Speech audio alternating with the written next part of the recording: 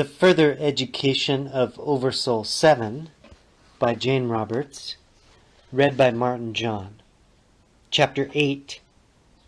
Lydia Meets Christ Under Very Unfortunate Circumstances. As Joseph disappeared, Lydia cried, "I never did remind him that I'm supposed to be born as his daughter." The least he could do is remember that. "He's just absent-minded," OverSoul 7 muttered. He was trying to discover how Joseph was making out at home and listen to Lydia at the same time. "You seem to be having difficulties," Pegasus said politely. "May I be of help?" Lydia frowned. "You're only part of a myth come to life," she said sternly. "I remember. Pegasus, the god of inspiration." "Yes, I helped you often, even though I didn't use this form," Pegasus answered. "You're lucky that I'm one of the gods you believed in, even if your ideas about me were a little confused." "You're not going to claim credit for all the poetry I wrote in my last life, I hope," Lydia said tartly. "Are you?" Pegasus asked, smiling. Lydia started to say, "Well, of course, who else?" when she remembered having often felt that her poetry was hers and not hers at the same time. "You wrote it," Pegasus said, a bit smugly, "but I carried you out to the rarefied air where the poetry exists." "All I really wanted to do then was write poetry," Lydia said, a bit crossly. "And all I want to do now is find the gods, if there are any." "Well, you've found one," Pegasus said, tapping one forefoot modestly enough in the grass. Lydia tried not to sound disappointed. "I have known inspiration in one way or another, as you pointed out," she said, "and without meaning to hurt your feelings, I just didn't expect a god to be a horse. Divine or not, a horse is a horse, even one who speaks as well as you do. Your elocution is excellent," Lydia added, suddenly remembering that she'd also taught English once. OverSoul 7 had been standing by, letting Lydia carry on, but now he interrupted nervously. "I suggest you end this conversation, Lydia," he said, "or you might regret it. Inspiration can be very tricky." "Well, I'm certain I'd recognize a real god if I met one," Lydia was saying to Pegasus. "But even a horse with wings is a horse. I mean, wings don't necessarily mean divinity." From nowhere 7 heard Cypress's voice. "You'd better remove some of Lydia's misconceptions quickly. They could lead to unnecessary complications." "You must be kidding," 7 cried mentally. "She's blindingly stubborn, and you know we have to do this her way. But with guidance, and don't forget your practice teaching dream class." 7 didn't even have time to answer. He felt time wrinkle before it actually started to, and he knew that Lydia had gone too far. He turned to her. She was saying, "I prayed for help during my darkest moments on earth, and no god answered." "No, no, Lydia," 7 cried. "Change the subject, fast." But she was staring defiantly at Pegasus. "In my darkest moments," she repeated, "and no one answered." "Are you sure?" Pegasus asked. and the transition was so fast that even OverSoul 7 was startled. He heard time crinkle, and Lydia's pilgrimage suddenly turned into a nightmare. He saw at once, in blessed hindsight, Cyprus said later, exactly what happened. Lydia had returned to one of her last life's worst, darkest moments. Nearing death, she sat in a wheelchair in a solarium of the nursing home in which her grown children had placed her. She frowned, looking out the wide windows down to the hills below. She was strapped into the chair, drugged, but she felt drunk, bleary, so dizzy inside that she could have been guzzling liquor at some wild party for days. Yet she knew she'd been nowhere. She hadn't left the old people's home. That much was clear. It was also clear that, wheelchair or no, she'd been somewhere, involved in some kind of mind-traveling that she couldn't understand. "Time for your pills, sweetie," said the nurse, Miss Only. "I'd like to sweetie her," Lydia thought in a rage. The rage itself was vitally strong, though its energy didn't budge her arms or legs, which once would have reacted. "Open your mouth now," Miss Only said, with a kind of threatening sweetness. "Like hell I will," Lydia said to herself. But in utter surprise she felt her jaws drop open, slackly, felt the pill go sliding down that soft but somehow distant tunnel that didn't seem to have anything to do with her at all. Though again, she knew that once it had. She stared. The twilight was laid out before the windows. Down the hill, the lights of a gas station glinted.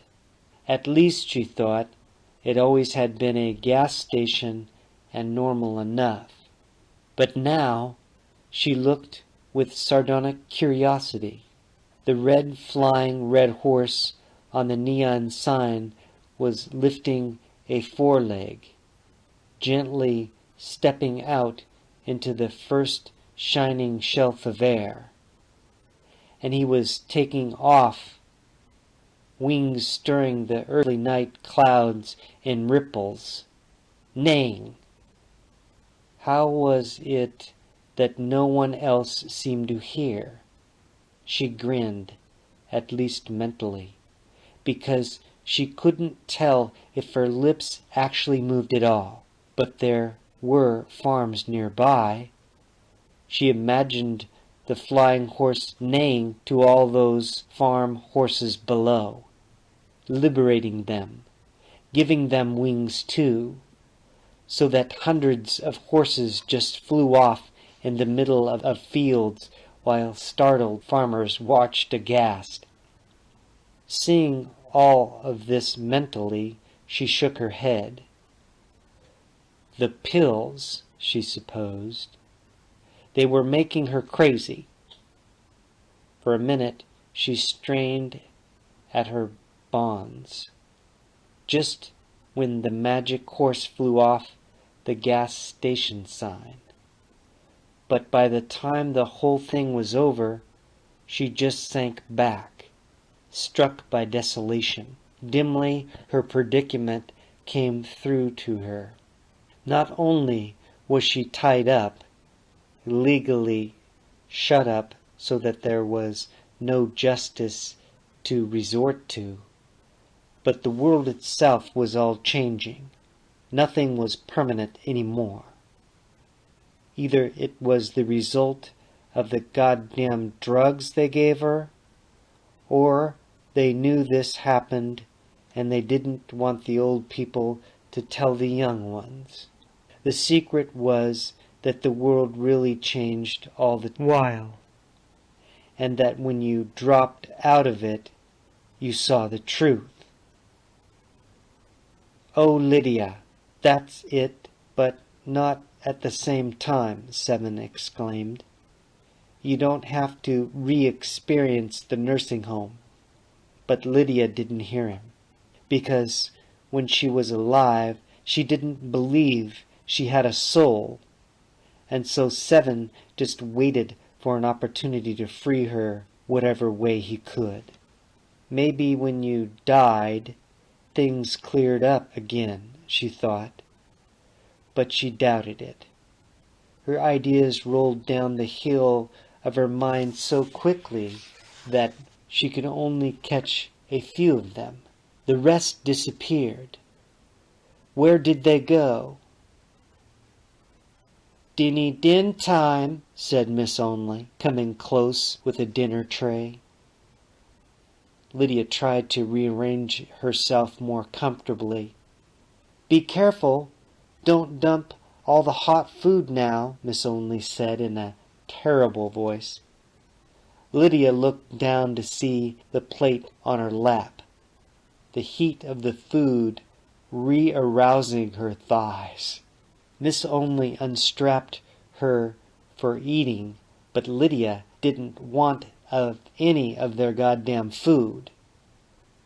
It took all of her willpower. She collected herself, for parts of her seemed off in their own unknown places. But she focused precisely and brilliantly, gripping the insides of her own muscles, directing them as deliberately as she ever had, and sent the tray, plate, silverware, cream pitcher, and all, flying. Then, satisfied, she sat back and tried to say crisply, "That's what I think of your damned drugged food." But her lips and mouth seemed to turn into cotton, making soft, white, fluffy sounds that said nothing. "Dear God," cried Lydia inside her mind. Miss Only was picking up the food when Lydia noticed something else. A change in her fellow patients.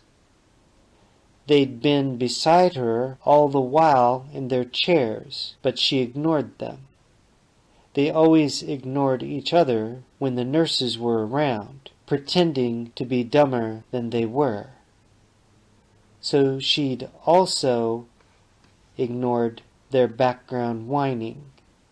But now their voices no longer whispered, but suddenly turned full and real and vital, and damn near thunderous, damn near louder than any thunder she'd ever heard. "True resurrections are the kind we just observed," Christ said. His eyes glowed dimly. "Who on earth are you?" Lydia gasped, noticing that she was speaking normally for a change. "Jesus Christ," Christ said cordially. "And Zeus at your service," said Zeus. How was it that she could speak properly? Lydia wondered, ignoring her companions as new patients. "Everybody thinks they're gods here," she said finally, admiring the tone of her own irony. How was it that suddenly she could think clearly too? "Of course," Zeus answered, "we all are." "You all think you are?" Hera said, entering the room and sitting down, spreading her gigantic velvet skirt over the gold divan. "They're divinely touched," Hera said to Lydia, "quite mad, though I admit, in a charming fashion." Without their obsessions, who would they be, after all? Or are they really senile gods? And you don't have to look so dreadful, do you? Hera asked. Do change yourself into something more pleasant. Even if Christ and Zeus aren't really gods, they do think they are, and I try to treat them accordingly. Lydia looked down at herself to see the spilled food crusting on her nightgown. Here, dear, Hera said, handing Lydia a silver mirror. Lydia looked, shocked, to see her old face, a bony, wrinkled, yet satisfying face, but one filled with bitterness, anger, and dismay. Even in her bewilderment, Lydia realized that here dissatisfaction was somehow out of place. "What do you expect me to do?" she asked. "This is how I look. This is me." "It's just one you, dearie," Hera said, with just the gentlest touch of displeasure. "Come now, change for dinner." "Fish from Galilee," Christ said. "The finest geese from Rome. A banquet fit for the gods," Zeus said. "Do change," Hera coaxed. And Lydia stared, for in the mirror she saw her own face, 7 years old and pouting. Instantly she remembered the moment. 1st grade. She'd thrown a temper tantrum, and the teacher forced her to look into a mirror at her own angry face until she herself was forced to laugh. Now those earnest, self-righteous, furious young eyes glared out at her, so freshly, innocently outraged that Lydia wanted to cry. The child's face was so comically funny, so comic in ways that she'd felt but couldn't understand, that Lydia suddenly grinned at the child's mirror face. "That's so much better, Hera," and the 1st grade teacher said, and Lydia gasped again, because the child she had been saw her, the old woman, grinning, and it was that face, all wrinkled yet sunny, that the child saw and liked, the face that had forced her to laugh and forget her tantrum. The mirror's surface wrinkled, the child's face vanished. Lydia was seeing a dignified, funny, perfectly old smiling face that was her own. "There, that wasn't hard, was it?" Hera and the 1st grade teacher said. "You can change the wheelchair too," Hera suggested gently, as she rearranged her own gown and added a summer wrap. Lydia was so confused that she didn't know what she was doing. She stared down to see that she was no longer tied to the chair, but that was because they'd untied her for dinner, wasn't it? "Do help her, Christ," Hera said. Christ leaned forward graciously. "Do you understand who I am?" he asked. Lydia squinted at him uneasily. He was the old man next to her in the nursing home, a senile old coot like herself.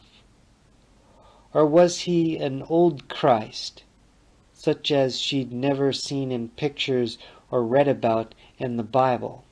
In any case, she decided, he was nice, so why hurt his feelings? "You're Christ," she said, sighing. "Verily," Christ answered. "And I say to you that you are you, whether you're young or old, or male or female, at any given time. You don't have to be old and sick right now. Certainly not here or there either. So turn into the image that you like best. And then maybe we can get on to dinner, Zeus muttered. But Lydia didn't hear him. She was staring at Christ. He sounded so absurdly sure. His gray-white curls quivered with conviction as he nodded his head. His brown eyes didn't blink. They were wide open with that innocent look the very senile get. He wanted her to change her image so badly. She hated to break his heart. "Daughter," he said. And she suddenly was a daughter in fact. That is, she was young, glowing, incredulous. "That was beautifully done, Christ," Hera said. "Yes, I still have the old touch," Christ answered. He rubbed his wrinkled hands together with obvious satisfaction. "Well, let's get on with dinner, then," Zeus shouted. He clapped his hands, and a table appeared, loaded with delicacies. "Now that everyone's settled, what did you come here for?" he asked, reaching out not too gracefully toward a leg of mutton. Lydia looked up to answer, and she paused in bewilderment. Suddenly his eyes were young and hearty, and very, very familiar. They belonged to OverSoul 7. And just as Lydia realized that, the scene vanished and everything came back to her. "Whatever happened?" she cried. "Oh, that was terrible. I relived one of the darkest moments." "And you asked for help and got it," Seven replied. "Something you'd conveniently forgotten. I had a bad enough time myself, waiting until I could get through to you. Now I'm exhausted. Besides that, I have an appointment that I'm not looking forward to at all. A dream class with a student who is particularly difficult. He wanted to say, just like you, but he didn't. For one thing, Lydia's mistakes were at least exciting. And for another, he was too wise to start an argument. Instead, he said, "I've been so involved in your difficulties that I completely forgot someone else who needs me badly." "Well, I almost forgot," he amended, in case Cyprus was listening. Seven had whisked Lydia out into one of the endless corridors that connected the various areas of the gods' rest home. "Can I trust you to just wait here until I get back?" he asked. "Anyhow, you need to be alone a while to digest your experiences." Lydia was so glad to be healthy and strong again that she just nodded. There were some more things Seven wanted to say to her, but as he began to speak, the environment began to change, or rather, he was moving out of it. "Lydia, don't forget that," he began, but Lydia didn't hear him, of course. In Chapter 8, Peace, Light, and Love. Aloha.